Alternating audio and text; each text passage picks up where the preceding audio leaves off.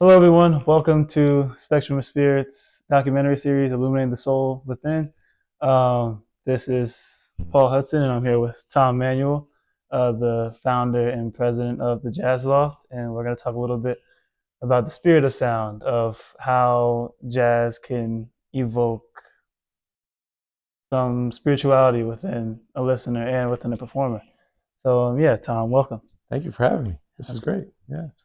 Yeah. Um, can you tell me a little bit about your background, like how you got to founding this place, and what inspired you to do that, things along that nature. Sure. Yeah. Well, I was always drawn to music. So as a kid, I was playing music. I'm a trumpet Mm. player, and I grew up in a really musical family. Mm. And everyone in my family played an instrument. Nobody professionally, but the church was a very important part of our family center. Mm.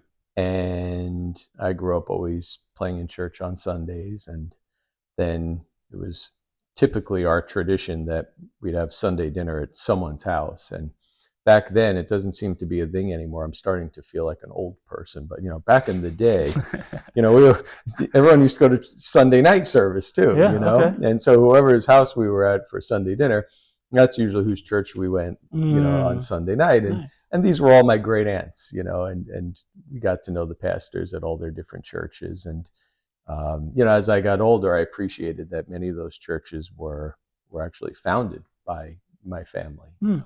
along with other families. But my great grandmother was key in establishing, along with a few other families, the Huntington Assemblies of God. Okay. And then it was my Aunt Netta here in St. James who had meetings in her home with some other Mm. families, and then they started the Assemblies of God Church in St. James.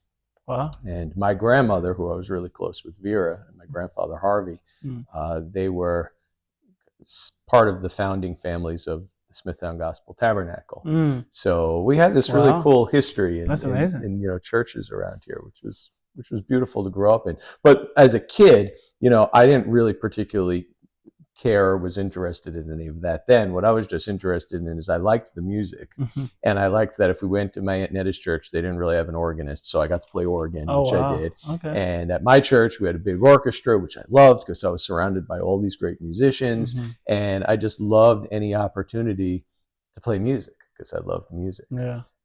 So to answer your question, when the loft came about, I was already a teacher, music teacher, educator. I was already a professional musician. And I had been drawn to jazz at a very young age, Hmm. and had amassed this collection of materials that I was looking for a home for. And as fate would have it, this building was available. The opportunity came to have it and be the next stewards of it, which was really an answer to prayer, quite Mm. frankly. And here we are almost 10 years later, and we're doing what we're doing. Wow. Wow. That's amazing. I didn't. That's crazy to hear just the history of church and Christianity within your family, but also how that kind of opened up the doors for you to be able to explore your musical talents, to be able to play different instruments, to be around people who also care about music. It's really awesome. I love to hear that. I love to hear that. Going a little bit forward, you said you fell in love with jazz at an early age. What about jazz kind of caught your heart? Oh, it's just the sound, the spirit, and just everything about it. It was just instantaneous. I still to this day I appreciate all different kinds of music, Mm-hmm. and even as a young kid, I was drawn to classical music. I was drawn to country music. I grew up with classic rock, and my mom always had Frank Sinatra on the turntable, and I mean it was a real eclectic. And then all the church music on my dad's side of the family, and the hymns and the gospel. I mean, it was really just a lot of everything. And I also loved as a kid who were the popular artists growing up. Like, I loved listening to the Rolling Stones, and Mm. to Billy Joel, and to James Taylor, and the Eagles. And, I mean, it was just, there was really hardly anything I didn't like, but there was something about jazz Mm. where as soon as I heard it, I was like, man, I love this music. Huh. This is what I want to play. Yeah. Wow. You said a little bit about the spirit. Can you touch a little bit more on like how it caught your spirit, like how it it interested you in that way. Yeah, I don't think I knew it at the time. Mm, I think that in any style or genre of music, if the artist is willing to open up their emotions mm, and to communicate them honestly and genuinely, I do believe that is always what makes music communicate powerfully, which is why yeah. for centuries, all cultures, the one thing we all have in common of all of our differences in this world, the difference of languages, the differences of have and have not, the differences of religion, the differences of governments, you name it, I would challenge anybody to tell me of a society or a country or a people that doesn't have music. Yeah. And it's what binds us together. And I think if you dig a layer deeper, what also binds us together is we all have emotions. We all cry, we all laugh, we all have struggles, we've all experienced pain, we've all experienced joy and everything in between. And music to me is that unifier. Music to me, there's a spirit that's in all music. What I would add to that is what I think makes jazz communicate with maybe just a little something extra is what's different from all of those styles I mentioned and so many more. Jazz has improvisation, which means you're going to open up with those emotions in the moment. You're going to create, you're going to compose something, you're going to take a solo. And that is a one-time, in that moment, can never be replicated experience. You can't practice that, you can't memorize it beforehand. It's a moment in time where your emotions are where they are, and the emotions of every person in your audience. And to me, that's that magic, that's that intangible that we can't really describe. It's hard to find words for. You can't see it, you can't smell it, you can't touch it, but you absolutely feel it. Mm-hmm. And I think that spirit, I truly feel, in my opinion, that music is God's gift to this world. And I do believe that jazz is an extra special gift that he gave us. Yeah, I really 100% do. agree. Yeah.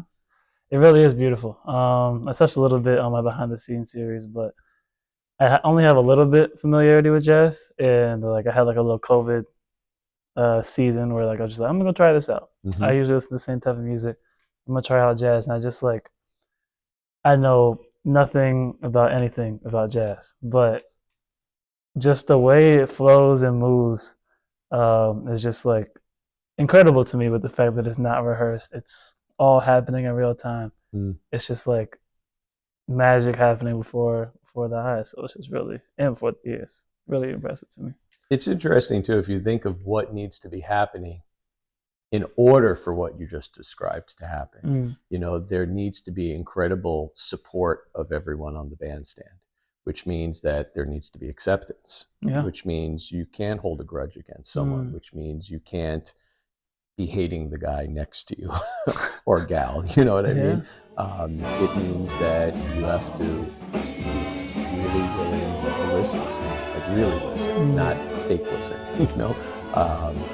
and I think when you think of those values, which are all rooted in love, I think that's also why jazz speaks so powerfully, because you can't fake it. You could try, and you could probably put on an okay performance faking it, but it's not going to be a real authentic experience with your audience unless all those things are at play. And if all those things are at play, which is why I think jazz is such an incredible metaphor for democracy. I mean, if you think about if we're actually tolerant of each other, if we're actually accepting each other equitably, if we're listening to each other, if we're allowing every voice to be heard, if we're coming together as a group, but with the intention to bring everybody up and everybody rises as one, those are some powerful metaphors. Absolutely, yeah. Wow, that's deep. I've never thought of jazz as a symbol of democracy before, but I definitely can resonate with what you just said. Wow, yeah, I got to think more about that jazz and democracy statement. I think that's very powerful. Even like jazz and Christianity, but taking a little bit of a pivot. we touched on the improvisation of jazz and how that's unique to Mm-hmm. this style of music. Um, does I'm wondering if there's a connection between like improvisation in jazz and like prayer in one's life, or like a meditation on a scripture or a meditation on a mantra, whatever floats their boat. Is Have you seen any connections of how your I guess you can't really practice improvisation, but your ability to accept, to listen in the jazz environment has contributed to your faith walk with your church community or your faith community? I think there's a few ways I can answer that. And the first way I would like to answer it is just to look back historically. Mm, So many of our great voices in jazz had roots in the church. And by roots, I mean in some ways very deep roots. I mean, mm, some of the great instrumentalists and singers, they had parents and grandparents that were priests, ministers, reverends. So jazz does have a very deep connection, especially with the Black church. mm. Um, if you look at gospel jazz that came out in the 60s, which was a fruit of the height of our civil rights movement, Wow. when it Okay. seemed like all was going to hell in a handbasket. I mean, our president had been assassinated, Dr. King had been assassinated, we lost Bobby Kennedy, we lost Malcolm X, a war raging in Vietnam, cities on fire, our own capital had a curfew. Mm, That was when jazz musicians looked back to what was the only thing that they could look to that was still solid, that was still unchanging, that was mm, still consistent, that was still unending. And what was that? That was God. That mm. was the church. And it literally birthed an entire style of jazz called gospel jazz. Wow. Yeah. I think of John Coltrane, one of the greatest albums of all time is his album, A Love Supreme. Mm, And if you read the liner notes of that, John says, "This is not my music. This came from God." He was a deeply spiritual man. He went mm. into his bedroom for 5 days, I believe it was. And he came out and he went downstairs to his studio and he recorded A Love Supreme, which is, I mean, it's his words, not my opinion. He says, man, this came from God. Wow. This was a fruit of my relationship with God Mm, and my time in that bedroom and my searching and prayer, he said. So I'll use that to shift and say, I do believe there's a strong connection between jazz and improvisation and prayer and one's faith walk. I do, though, think it's unique to every individual. I mm, think if John Coltrane was here, the way he would describe it would be different than the way, say, Aretha Franklin mm. described it, or a Mahalia Jackson, or a Duke Ellington, who Yeah. also, his faith was very much so connected Mm, to his music. I know for me speaking, every time I step out on stage, I always say a short prayer, and I just, in my mind, or sometimes out loud if nobody's around, I'll just say, dear Lord, I give you this performance, like you've given me this talent. mm. And so I give this back to you, and I just pray quickly over whatever room I'm in, and I ask that God would bless every listener, that the music would work in and through me, to bless somebody, because people are coming with all sorts of problems. Yeah. And if there's one thing I've learned in life, it's that, you ask somebody, how are you doing? And they say, okay. Man, that's not the case. Even the people you think got it together, it's like, we're all dealing with stuff. And it's usually when you deal with stuff and then you open up with someone and you say, yeah, I'm really having a problem with my kid, or, yeah, I have this sickness, or, Hmm. I just, in a season of dealing with this loss in my life. And then all of a sudden, man, you learn everybody has Everything. loss, and everybody has challenges with relationships, and everybody has struggles, and everybody has had somebody with an addiction problem. And all of a sudden you're like, man, I thought it was just me. you know? Yeah. So for me, Yeah. I've always, my faith is in so many ways just one with my music Mm. Yeah. and the experience of making music. And I look at it as an opportunity not just to do a gig, but an opportunity to show love Mm. to the musicians I'm with, an opportunity to show love to the audience that's in front of me. To me, it's so simple. Like my faith, it's God loved me. and I didn't deserve that love. Mm. And so I take that as a challenge to love everybody I can in a way to give thanks and show that love that was given to me. And it's impossible. You know, I will never ever wake up one day and say, "Oh man, I did it. I showed love exactly the way God's love is bigger than anyone's love." But man, music is such a powerful way to show that love. Hmm.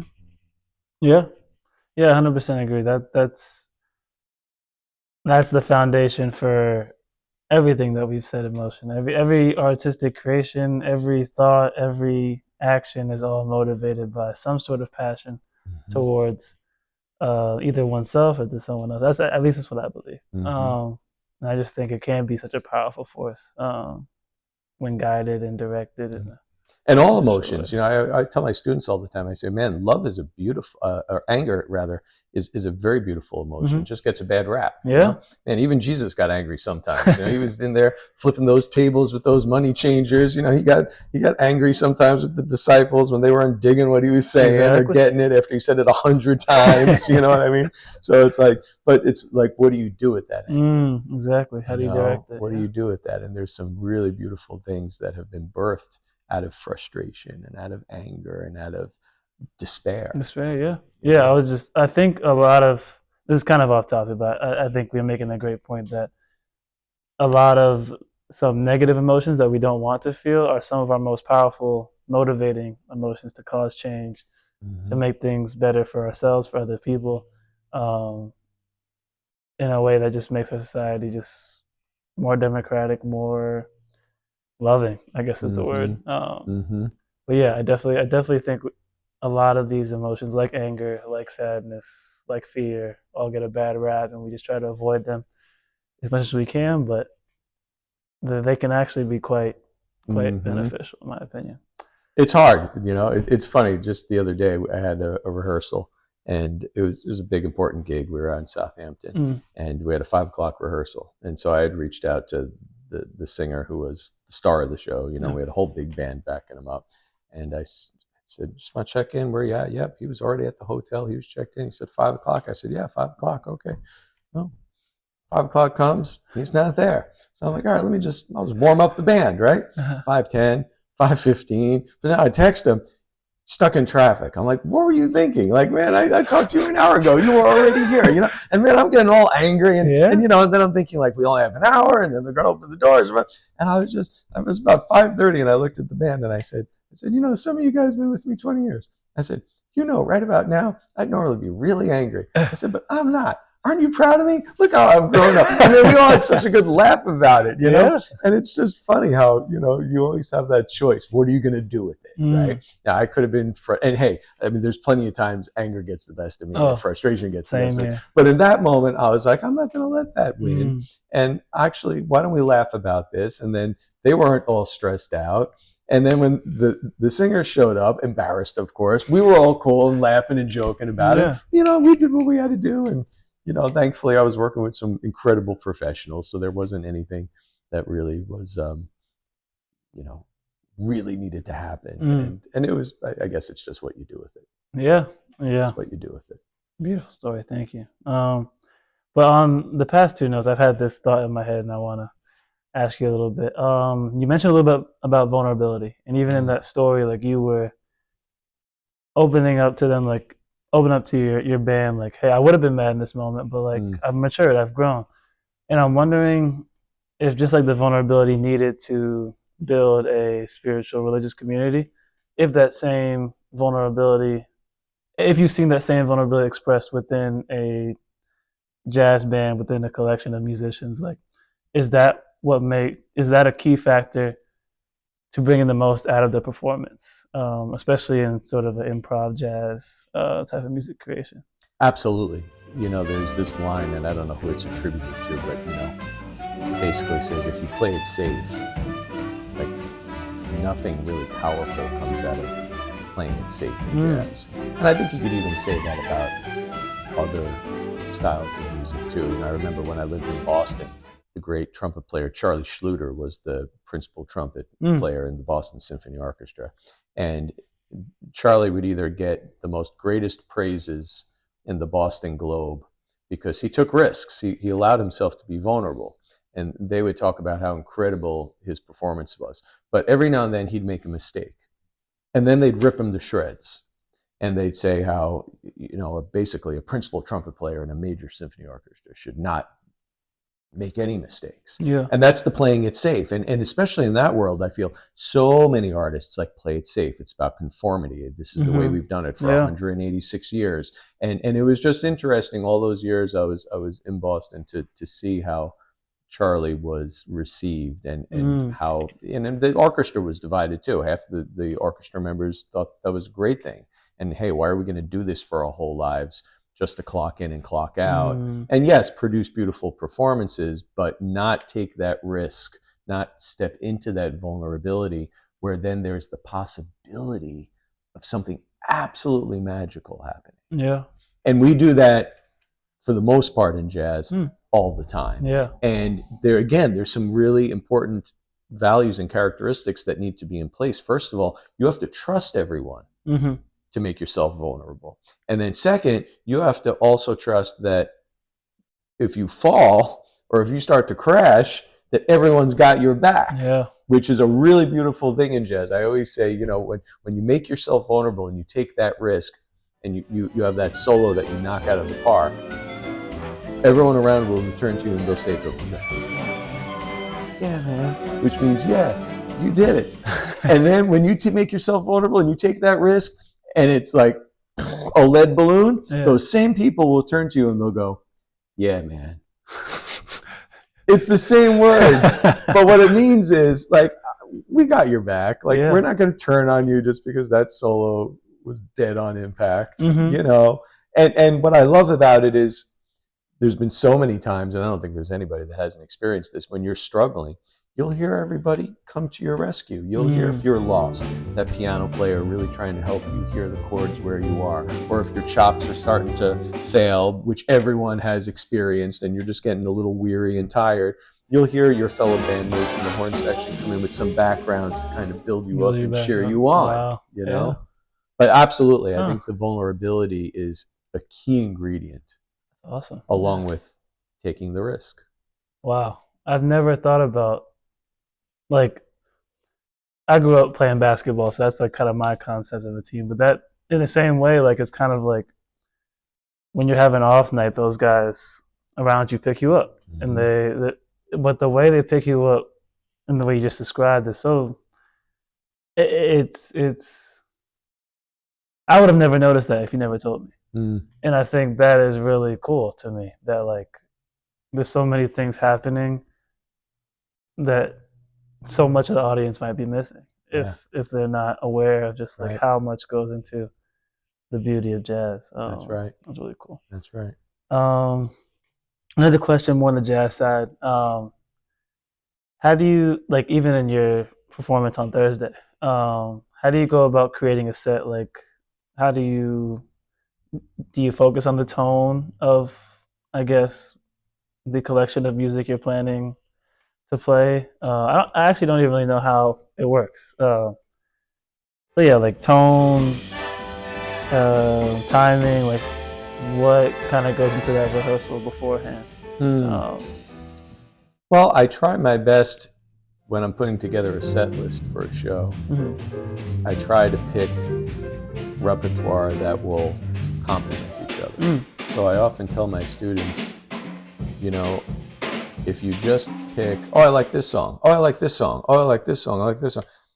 Okay, you'll have a list of songs you like, but you really need to take a few steps back and look big picture and think, okay, if I play that song first, great, but then I'm going to play that song next, and then this song is going to be third. How is song number 2 going to set up song number 3? And by the time we get to song number 4, if this is song number 1, number 2, and number 3, what kind of a vibe have we now established, which is now going to affect 4? So there actually is an art and a skill into setting up programming. And I think of it very much so like a speech. Like, if somebody invited you and said, hey, could you say a few words, and we'd like you to talk for about 10 minutes, we've all heard people that go on, and when they get to the end, we don't really know what they said or what the point was, right? Yeah. So you have to really think, what's my pacing, Mm. timing, Yeah. contrast?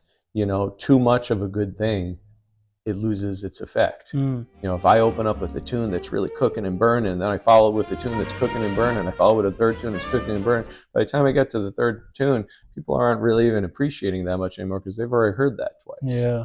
Mm. You know? Yeah. And then a lot of it is me personally, and that's one of the, I think, one of the benefits, the side benefits. There's so much work in being the leader of a group, but one of the beautiful things about being a leader is you get to, like we talked about with the emotion. I Mm-hmm. could really think about, like, wow, what do I really want to express through this music tonight? Yeah. Yeah. I definitely can see that, and I think even one moment I'm thinking about, you had the guitarist here who was part of Frank Sinatra's.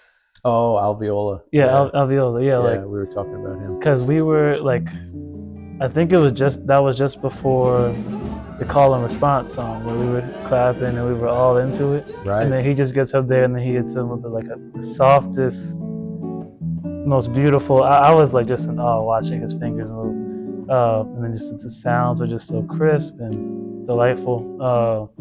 But like that just completely like after like I felt like a whole bunch of energy in the room. Everybody was so excited and enthusiastic, and then just like mellowed down where like I could then appreciate getting like excited again in the next song, right? Because I had that moment to, okay, let me gather myself and let me just enjoy this beautiful melody he put together. And I'm glad you said that, because I'm not saying this to make myself look good, but what's really wild is, so we had the whole big band here, as you know, and we had our set list, and we had that was not part of the plan. And I actually said to them before we went out, I said, if I put you guys on the spot, could we do a duo? Could you guys talk and just pick something? So I didn't even know what they were going to do, but I just said, I feel like we just need something. If we need a contrast, because you have a big band, that's energy, that's a lot of sound, and man, what contrasts 17 people playing more than a duo with just a nice acoustic guitar and a vocalist, So it was really interesting. I didn't even know what tune they were going to sing until I introduced them and put them on the spot. Wow. Okay. So again, goes back to the trust and vulnerability, like giving up what you're leading to the people you got to trust, your teammates. That and the relationships you've established. I mean, that's not the first time we've ever done that before. So part of the trust is in having a relationship with those two gentlemen and a friendship that goes so deep, and knowing that if I ask them, could we do this, that not only are they going to do it professionally and knock it out of the park, but that there's going to be some depth, and that they're going to understand the purpose and the function of that within the performance. Yeah. Wow. That is really beautiful. My last question this is kind of like a storytelling time. Like, is there a moment that comes to mind where you were performing or you were listening to jazz and you just felt something like, this is just not a normal jazz performance? Like, this is beyond the music that's playing. This is beyond the artists who are performing. This is something miraculous happening. Well, I'm really happy to say, and so blessed to say, that what you just described has happened to me many times. And I can remember a few times just, feeling just brought to tears because of just the experience I got to share with some people. There's quite a few musicians that, although I've performed with them for many years, the relationship goes beyond just the music. So sometimes it's just been so beautiful, where I just feel this overwhelming spirit of just like how blessed I am that not only have I been gifted this talent to play and create music, but been gifted then beyond the opportunity to create that music with so many incredibly talented, famous individuals. And then there's that third level where I look around, it's like, man, God gave me this talent and I could play this horn. I could make a living at it. And wow, and I could have the honor to share the stage with this person and this person and this person, and then to look around a third time and to be able to call them friends, Mm. best friends. Yeah. I mean, it's just, and for us to communicate through our music, knowing in those deep friendships our struggles, our pains, our Mm. joys, our victories, those have been some beautiful moments. There's been beautiful moments where I know, and although I don't know the specific reason, and sometimes I'll know, sometimes people will come up after and tell me, but I'll know in a particular tune, you see somebody that's visibly very emotional. Mm. And you could guess, like, all right, they probably maybe lost someone, Mm. or maybe that was their wedding song, or maybe that was their mom or dad's favorite song. But in that moment, knowing, wow, there's this real deep connection between this audience member who's a stranger Mm. and us, and that we're allowing this connection of emotion for something beautiful to happen, Yeah. um, is really special. But the most beautiful experience I ever had, I remember it was after my grandfather had passed away. Mm. And he was like my father. Mm. I didn't really have a dad growing up. Um, so my grandpa and I were really close. And he lived to be almost 100. Holy So, cow. he was around, actually, I mean, just died a few years ago. He was Mm. around the majority of my life, Wow. which was a blessing. And I remember this room was completely empty because it was a dance ensemble that we had with um, the quartet. And the quartet was performing on the second half of the concert. And so all these bandstands were gone and all the audience was all up here, and this was the stage. And so I was standing right about there. And it was not long after my grandfather had died, and I was just feeling rather emotional and Mm. still a bit hurt and dealing with the loss. And it came time to take a solo, and I remember I closed my eyes and I just thought, like, I'm just gonna play to my grandpa. And I was just speaking musically through the horn. And man, it was like my pop was there, and I literally had a conversation with my grandpa. And tears were streaming down my face. And man, and it was done, and I opened my eyes, and then I realized what had actually happened. It was kind of like a little bit of almost like an out of body Whoa. experience. Yeah. And then of course, it's like, oh my gosh, people are gonna think, why is he crying and what's going on? But it was so beautiful and powerful Huh. that I could tell everyone in the room had been moved too. Holy cow. Yeah. And it was after that, they were filming professionally. Mm. And I remember the person that was filming reached out to me like a day or two later, and they said, hey, like, I just wanted to send this to you, like whatever was going on in your solo, like that was so powerful. Like we all felt it in the room. Well. And I wanted you to have this so you could, But that was one of those moments where I really felt like, yeah, like, God is real, number one. Mm. Number two, we get these beautiful grace moments where, that love is just powerful in a way that you don't always feel. There's something that's a little deeper about it. And I just believe, if you were to ask me, like, well, what do you think was going on? I think that, I believe in God. Mm. And my grandfather believed in God, and I believe my grandfather's in heaven. And I believe that God knew how hurt I was and how much I missed my pop. And I believe God allowed a moment for us to connect there. And I believe that was just kind of like a big hug from God for me, and an opportunity where God allowed me and my grandpa to just connect, And it was really beautiful. It was really powerful. Wow. That is a phenomenal story, and I think a great way to end this interview. Tom, how can the audience keep up with what you're doing here at the Jazz Loft or at the Stony Brook University? Yeah, well, the Loft has a wonderful calendar that's on our website, which is thejazzloft.org.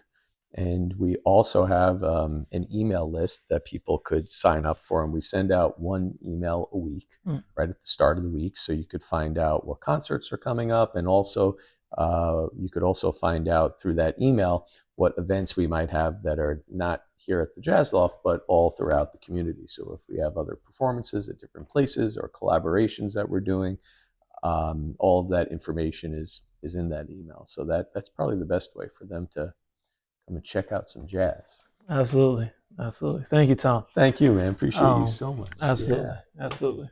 And thank you guys for watching and listening. Make sure to check out everything else I got going on at spectrumspirit.com. Check out the blogs and the forum, and leave a like or dislike. Let me know what y'all think about the documentary and what I can improve on. Again, thank you for watching, and see you on the next one. Peace.